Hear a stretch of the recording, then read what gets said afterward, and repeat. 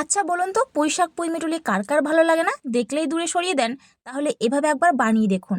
যারা পছন্দ করে না তারাও আঙুল চেটে চেটে খাবে, এতটা মজার হয়।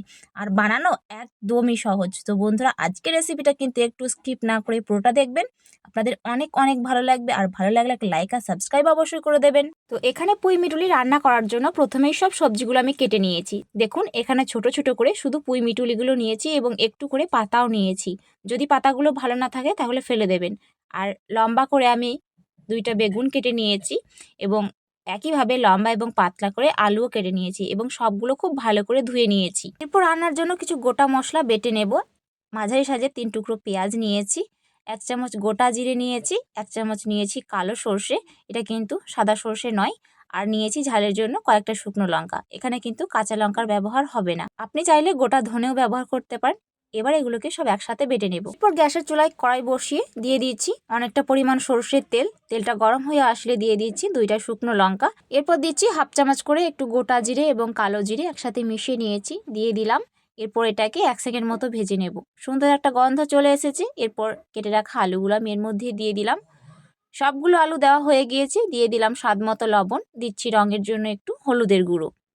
এরপর এটাকে মাঝারি আঁচে নাড়াচাড়া করে কিন্তু খুব ভালো করে একদম ভেজে নিতে হবে, যতক্ষণ না পর্যন্ত আলুগুলোর ওপরে একটু বাদামি কালারের লেয়ার আসছে ততক্ষণ পর্যন্ত হালকা আঁচে ভেজে নেব। তো এখানে আলুগুলো প্রায় 5 মিনিট মতো ভেজেছি, খুব সুন্দর করে ভাজা হয়ে গিয়েছে। এরপর এর মধ্যে দিয়ে দিচ্ছি লম্বা করে কেটে রাখা বেগুনগুলো। আগে বেগুনগুলো দিলে কিন্তু গলে যেত, তাই আলুটাকে কিন্তু আগে ভেজে নিলাম, তারপর বেগুনগুলো দিয়ে দিলাম। এরপর এই আলুগুলোর সাথে বেগুনটাকে কিন্তু খুব ভালো করে ভেজে নেব।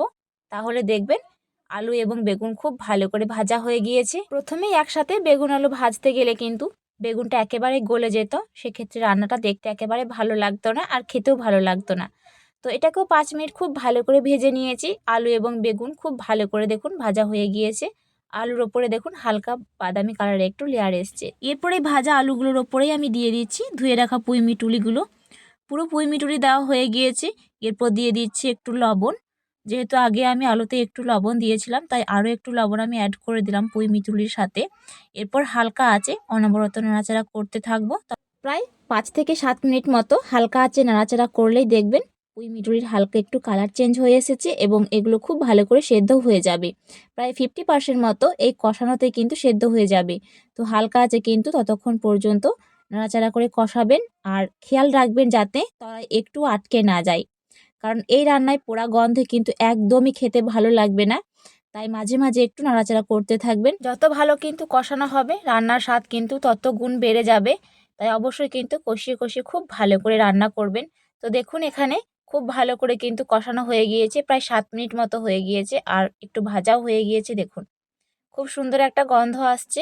এরপর আমি এর মধ্যে দিয়ে দেবো বেটে রাখা সেই মশলাটা, যেটা আগেই আমি আপনাদের দেখালাম, শুকনো গোটা মশলা। দেখুন ছোট্ট একটা বাটিতে প্রায় 1 বাটি মতো বাটা মশলা হয়েছে। এই বাটা মশলাটা পুরোটা এর মধ্যেই দিয়ে দিলাম, দিচ্ছি একটু বাটি ধোয়া জল। এরপর হালকা আছে মশলাটা খুব ভালো করে কষিয়ে নেবো। যেহেতু এই বাটা মশলায় কালো সর্ষে ব্যবহার করেছি, তাই এটাকে কিন্তু বেশিক্ষণ পর্যন্ত কষানো যাবে না। প্রায় 2 থেকে 3 মিনিট খুব ভালো করে কষিয়ে নিলেই দেখবেন মশলার কাঁচা গন্ধ একটুও থাকবে না, খুব সহজেই কিন্তু চলে যাবে। বেশিক্ষণ কিন্তু কষাতে যাবেন না, না হলে মশলায় তেতো ভাব চলে আসতে পারে। পুঁইমিটুলি বাটা মশলায় খেতে কিন্তু দুর্দান্ত লাগে, তাই বাড়িতে অবশ্যই এভাবে একবার বানিয়ে দেখবেন। যারা সত্যি খেতে পছন্দ করে না পুঁইশাক কিংবা পুঁইমিটুলি, তাদের খুবই পছন্দ হবে এই রান্নাটা। তো এখানে প্রায় 3 মিনিট মতো খুব ভালো করে কষিয়ে নিয়েছি। এরপর এর মধ্যে ব্যবহার করছি গরম জল। এই রান্নায় কিন্তু কোনো রকম কোনো ঠান্ডা জল ব্যবহার করব না আজকে, পুরো রান্নাটাই গরম জলে দেব। তাহলে রান্নার কালারটা খুব সুন্দর থাকবে এবং রান্নাটাও খুব তাড়াতাড়ি হয়ে যাবে। এখানে আলু বেগুন এবং পুঁইমিটুলি আগে থেকে কিন্তু অনেকটা পরিমাণ সেদ্ধ হয়ে আছে, তাই এখানে কিন্তু বেশি জল দেব না। আলু বেগুনগুলো ডুবে থাকবে ঠিক এই পরিমাণ জল দেব। একটু মাখো মাখো করে জল দিয়ে এটাকে মিডিয়াম আঁচে ফুটতে দেব কিছুক্ষণ পর্যন্ত, যতক্ষণ না পর্যন্ত এই পুঁইমিটুলি আলু এবং বেগুনগুলো খুব ভালো করে একদম পুরোপুরি সেদ্ধ হয়ে যায়। ততক্ষণ পর্যন্ত এটাকে কিন্তু খুব ভালো করে ফুটিয়ে নিতে হবে। দেখুন প্রায় 5 মিনিট ধরে খুব ভালো করে ফুটিয়ে নিয়েছি। ঝোলটা অনেকটা শুকিয়ে গিয়েছে, এর বেশি কিন্তু ঝোল শুকানো যাবে না। একটু নেড়ে দিচ্ছি আর দেখিয়ে দিচ্ছি আলুটা খুব ভালো করে কিন্তু সেদ্ধ হয়ে গিয়েছে। এরপর এটাকে চুলা থেকে নামিয়ে নেব। তার আগে একটু দিয়ে দিচ্ছি চিনি। শেষে এই চিনিটা দিলে কিন্তু খেতে বেশ ভালো লাগে এই তরকারিটা, চাইলে স্কিপ করতে পারেন। এরপর এটাকে একটা পাত্রের মধ্যে ঢেলে নেব, কারণ পরে একটা ফোড়ন আছে, তবে কিন্তু রান্নাটা শেষ হবে। এরপর কড়াইটা পরিষ্কার করে তার মধ্যে দিয়ে দিলাম 2 চামচ সর্ষের তেল। তেলটা গরম হলে একটু পাঁচফোড়ন দিলাম। পাঁচফোড়নটা হালকা একটু ভেজে নিই, এর মধ্যে দিয়ে দিচ্ছি সেই আলুর তরকারিটা, পুরোটা কিন্তু এর মধ্যে দিয়ে দিলাম। এরপর কিন্তু রান্নার স্বাদ দ্বিগুণ বদলে যাবে এই ফোড়নটার জন্য, এতটা টেস্টি লাগে খেতে। এরপর কিন্তু আমি কোনো রকম আর জাল করব না, জাস্ট একটু নাড়াচাড়া করে এটাকে এভাবে গরম অবস্থায় দমে ঢাকা দিয়ে রেখে দেব। এরই মধ্যে কিন্তু খুব সুন্দরভাবে পুরো রান্নার মধ্যে ফোড়নের যে গন্ধটা আছে সেটা ছড়িয়ে যাবে।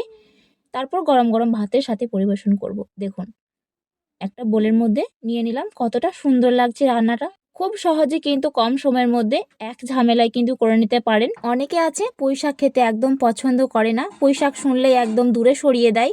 তাদেরকে এভাবে একবার বানিয়ে দেখবেন, তারা কিন্তু খুব খুব পছন্দ করবে, বুঝতেই পারবে না যেটা আপনি কী দিয়ে বানিয়েছেন। সত্যি অসাধারণ খেতে, আর ছোট থেকে বড় সবাই কিন্তু একদম আঙুল চেটে খাবে, এতটা টেস্টি হয়। আমার নিজেও খুব একটা পছন্দ হতো না, এই রান্নাটা করার পরে কিন্তু আমার খুবই পছন্দ হয়েছে। তো আজকের রেসিপিটা শেষ পর্যন্ত দেখার জন্য আপনাদের অনেক অনেক ধন্যবাদ বন্ধুরা।